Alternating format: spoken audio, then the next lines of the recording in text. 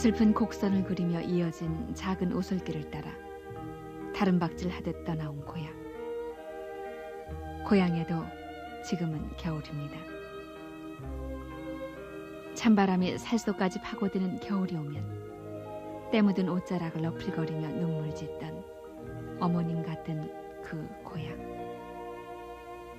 캄캄한 밤 호롱불 가물거리는 사랑방 화롯가에 둘러앉아 할머니의 도깨비 얘기를 들으며 고구마와 알밤을 구워 먹고 무를 베어 먹던 그 겨울밤들. 무척이나 썰매를 타고 싶었던 아이들은 마을 앞 논바닥이 꽁꽁 얼어붙기만을 기다렸고, 눈 오는 날이면 신나게 눈싸움도 하고 언덕에 올라가 어설픈 대나무 스키도 탔습니다.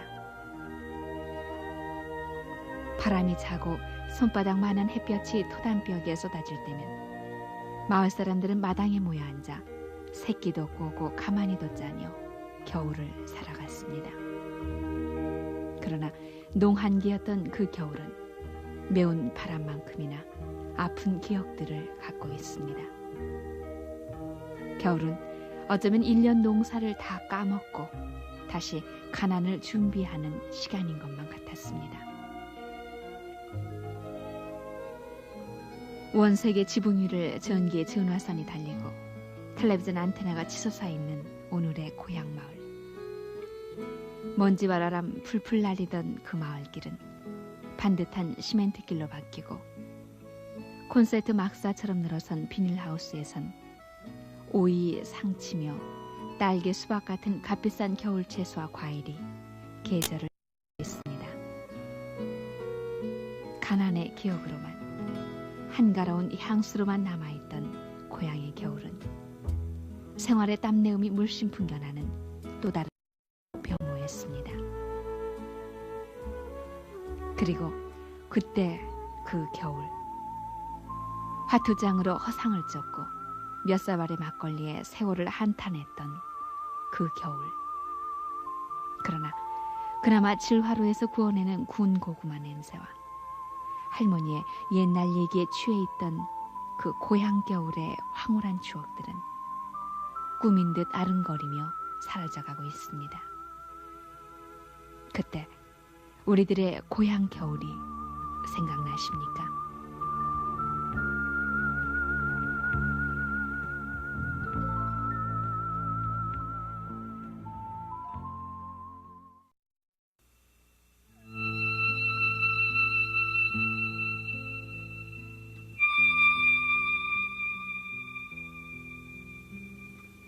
동지가 가까워오면 낮은 동전만하게 움츠려듭니다.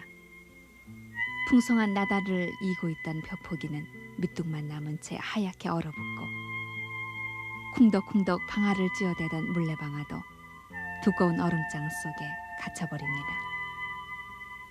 땅도 얼고 물도 얼어붙은 겨울, 하늘만 쳐다보고 농사를 지었던 그때 고향 사람들에겐 겨울은 농사의 끝이었습니다. 농한기. 그러나 농한기는 추위와 싸우고 가난과 싸워야 하는 잔혹한 계절이었습니다. 겨울이 닥치면 먼저 온 식구들이 겨우내 먹을 김장을 장만해야 했습니다.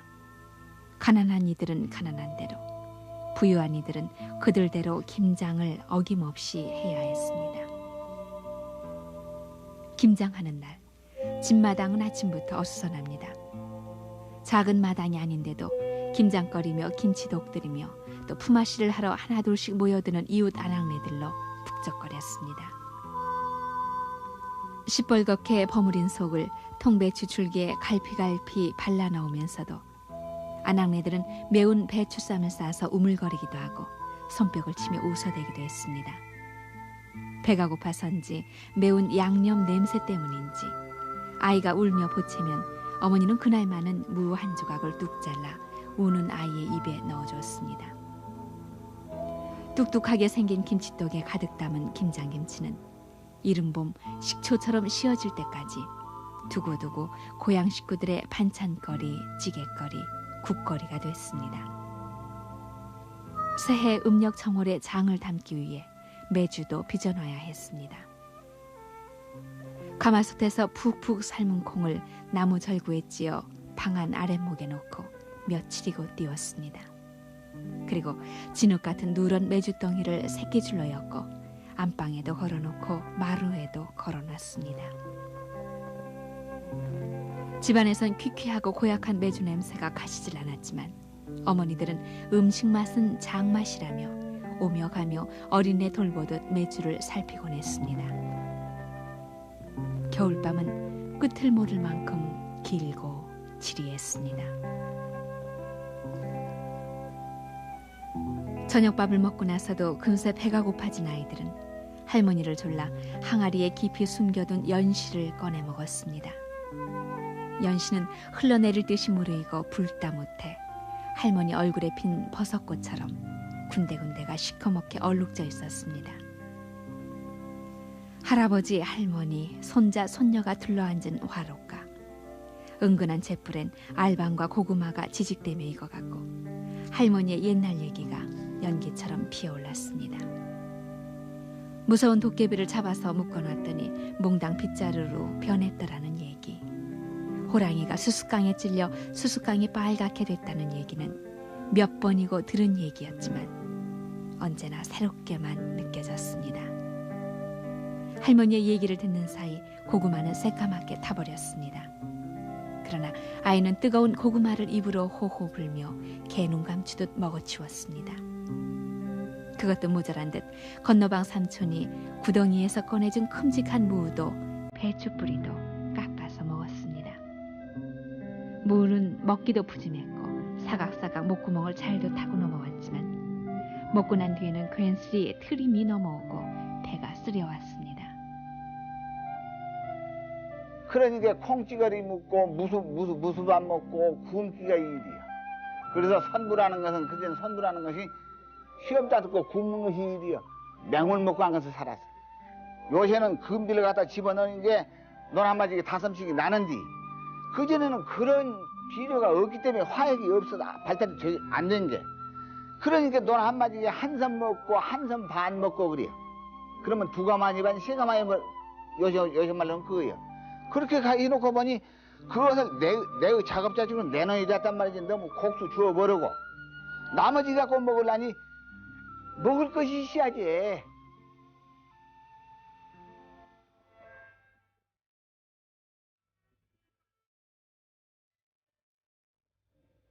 아이들은 눈이 쏟아지는 날에도 먹는 타령을 늘어놨습니다. 저 눈가루가 쌀가루면 좋겠다. 시루떡이나 해먹게. 아니야 밀가루라도 좋지. 수제비 해먹게. 눈가루에서 시작된 먹는 얘기는 끝도 없이 계속됐습니다. 눈가루가 쌀가루로 보이던 시절 아이들은 펑펑 쏟아지는 한방 눈을 손에 가득히 담아 입김으로 녹여 먹기도 하고 넓은 마당을 휘젓고 다니며 편을 갈라 눈싸움을 벌이기도 했습니다. 눈이 겹겹이 쌓이면 아이들은 대나무를 잘라 스키를 만들어 산토끼를 잡는다면서 산등성이를 헤매고 다녔습니다. 낮이 가장 짧고 밤이 가장 길어진다는 동짓날. 아이들은 설날 기다리듯 며칠 전부터 동짓날을 손꼽아 기다렸습니다. 새알을 먹으면 1살 더 먹는다는 어머니의 말에 아이들은 팥죽 그릇을 숟갈로 휘휘 저으며 하얀 새알을 찾아냈습니다.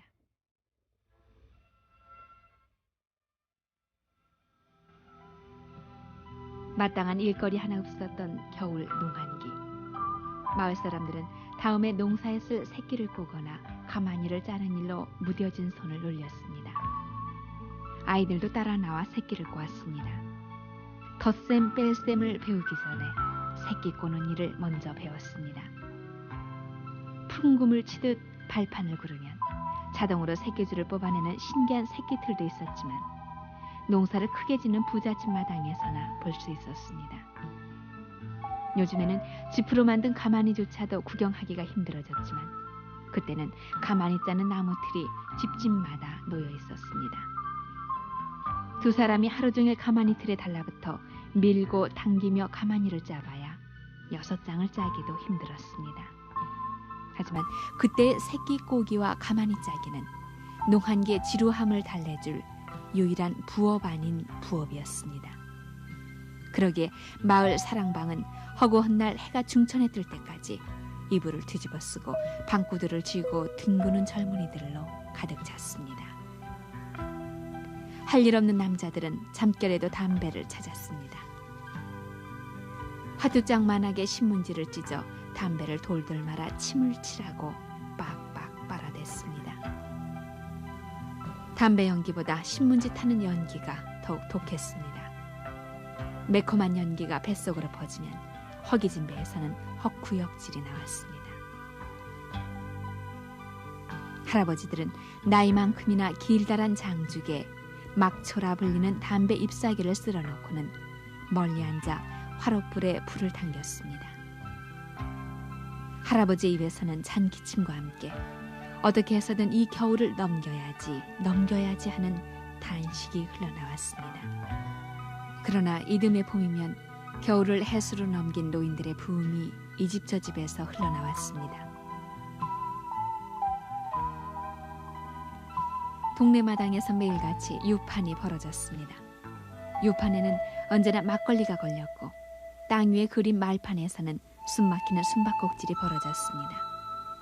젊은이건 나이든 사람이건 한데 끼어들어 유판은 시끌시끌했고 대낮부터 사람들은 벌겋게 술이 올라 있었습니다. 밤이면 바람은 더욱 거세져 음산한 소리를 내며 살인문과 문풍지를 흔들어댔습니다. 그 밤엔 그 바람만큼이나 세찬 노름 열풍이 농한 길을 휩쓸고 있었습니다. 사람들은 사랑방에 모여 눈에 핏발을 세운 채 섰다 판을 벌였습니다. 지금이야 플라스틱 화투가 대부분이지만 그때는 세게 쥐면 금세 부러져 석회 가루가 흩어지는 종이 화투였습니다. 좁은 방에는 연신 피워대는 매캐한 담배 연기로 가득 찼고 알뜰이도 모아놓은 꼬깃꼬깃한 쌈짓돈은 솔솔 빠져나갔습니다. 그래서 겨울이 끝날 무렵이면 노름빛의 파산한 농가가 부쩍 눈에 띄었고 다시는 노름을 하지 않겠다고 낫으로 검지손가락을 잘라버린 남정네들의 모습도 어렵지 않게 보이기도 했습니다. 그 노름을 하다 보면 화투내를 하다 본다 보면 천만년 10원 내기 20원 내기 하다가 이런 내기 하다가 도배가 커집니다. 커짐으로써 결국은 이제 그 이돈 저돈 취해서 오고 지금 빚을 갚아야 하거든요. 그래서 그 돈을 갚다 본다 보면 폐가망신이 많고 말하자면 참 그 노름에 인이 베키 가지고서 결국 하게 되면 불안해서 쫓기는 적도 있고 그래요.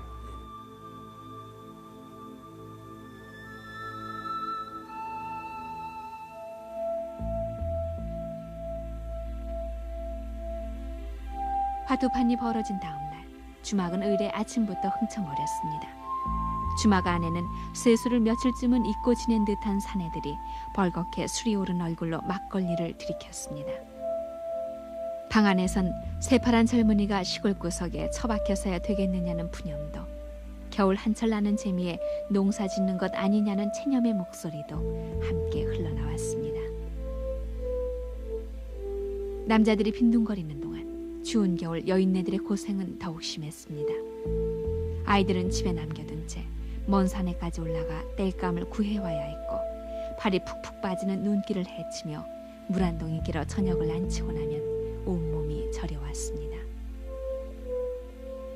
눈이 그냥 파는데 난구를 하러 가면 난구 할 때는 했어요. 이제 그래 그 아가씨 나무에 쳐서 해가지고 내려려면 미끄러져 넘어지고 그냥 다치고 이렇게 해가지고 집에 와서 어떻게 또 밥이라고 하려면 뭐 주석거리가 없으니까 그냥 억지로 어떻게 끓여서 그걸 주석이라고 먹고 그렇게 하고 살고 또 빨래를 하려면 집에서는 하도 못하고 한참 나가야 해요 빨래를. 그러면 거기 가서 빨래를 물을 끄고 하려면 빨래도 꽁꽁 얼고 사람 손도 얼고 하루 이틀 아니고 어떻게 하나 그렇게 하고 그냥 눈물도 나고 참 고생스럽죠. 옛날에는 그렇게 하려면.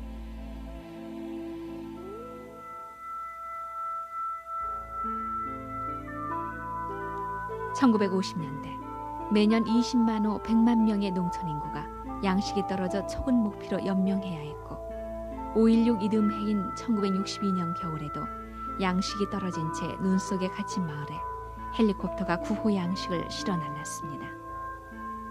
누렇게 부항이 뜬 마을 사람들은 구호 양식을 보고 구세주를 만난 듯 눈물을 흩뿌렸습니다.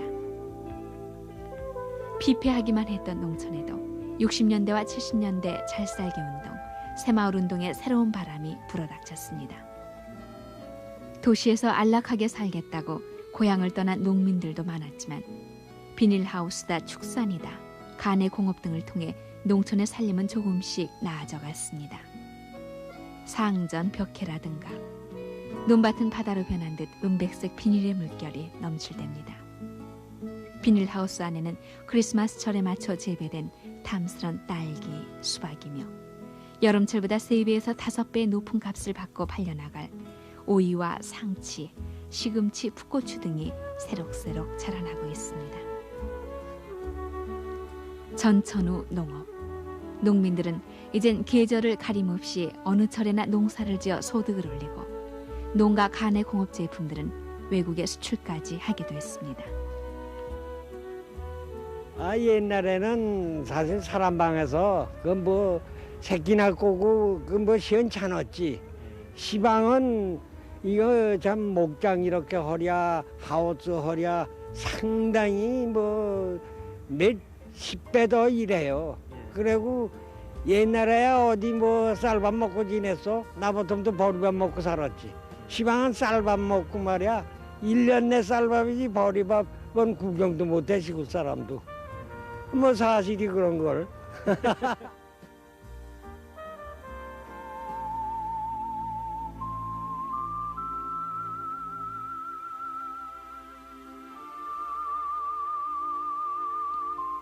농한기. 술과 노름으로 얼룩졌던 농한기라는 말은 이제 우리에겐 있질 않습니다. 겨울은 더 바쁜 계절이 돼버린 것입니다. 할 일 없이 윷놀이판이나 화투판을 전전하다가 막걸리 몇 사발에 추위와 허기를 마비시켰던 그 겨울. 그러나 화롯불에 알방과 고구마를 구워내던 할머니의 나지막하던 목소리와 새끼를 타고 내려오던 메주덩이의 매캐한 내음. 이제 나흘 뒤면 우리에게 올 동짓날.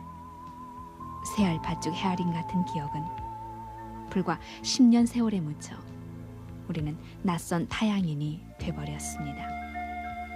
해서 어쩌다 고향을 가도 우리가 원하는 시원한 식혜 대신 커피 대접을 받는 까닭이 겨울 고향을 잃은 때문입니다. 그래서 이 겨울 밤차를 타고 그 고향을 가고픕니다.